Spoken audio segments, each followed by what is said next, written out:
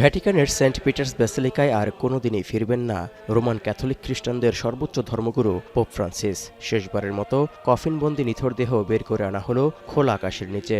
Saint Peter's স্কয়ারে coffin রেখে চলছে পোপকে চিরবিদায় জানানোর আচার। ১.৫ শতাধিক দেশের প্রতিনিধি, গুরুত্বপূর্ণ ব্যক্তি, রাষ্ট্র ও সরকার প্রধানসহ ২.৫ লাখের বেশি শোকার্ত মানুষের উপস্থিতিতে শুরু হয় শেষকৃত্যের আয়োজন। ২২০ জন কার্ডিনাল, ৭৫০ জন বিশপ এবং ৪,০০০-এর বেশি অন্যান্য ধর্মযাজক প্রিয় পোপের অন্তিম যাত্রার আয়োজন শুরু করেন। সমাধি আয়োজনে নেতৃত্ব দিচ্ছেন ৯১ বছর বয়সী ইতালীয় ধর্মযাজক কার্ডিনাল জিওভান্নি বাতিস্তারে। শেষকৃত্য আনুষ্ঠানিকতা টানা ৯০ মিনিট স্থায়ী হওয়ার কথা রয়েছে।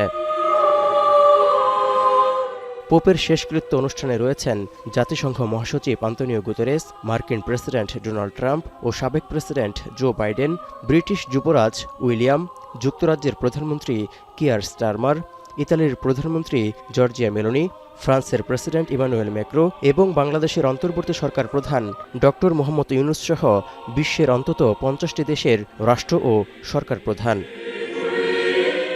এছাড়াও যুদ্ধের মধ্যে ছুটে এসেছেন ইউক্রেনের প্রেসিডেন্ট ভলোদিমির জেলেনস্কি। তবে পোপের চিরবিদায় লগ্নে শেষ শ্রদ্ধা জানাতে যাননি রাশিয়ার প্রেসিডেন্ট ভ্লাদিমির পুতিন এবং ইসরায়েলের প্রধানমন্ত্রী বেনিয়ামিন নেতানিয়াহু।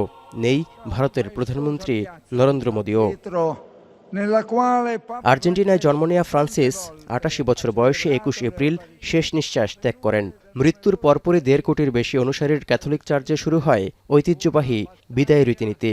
২০১৩ সাল থেকে ক্যাথলিক খ্রিস্টানদের ধর্মগুরুর দায়িত্ব পালন করেছেন পোপ ফ্রান্সিস।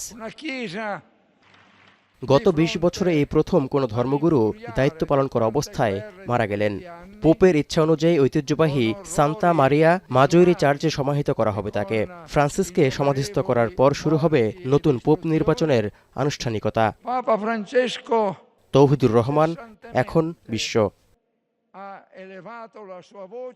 লিলি হালাল বিউটি সোপ, বিএসটিআই কর্তৃক সনদপ্রাপ্ত দেশের প্রথম হালাল বিউটি সোপ। দীপ্তিময় উজ্জ্বল ত্বকের জন্য।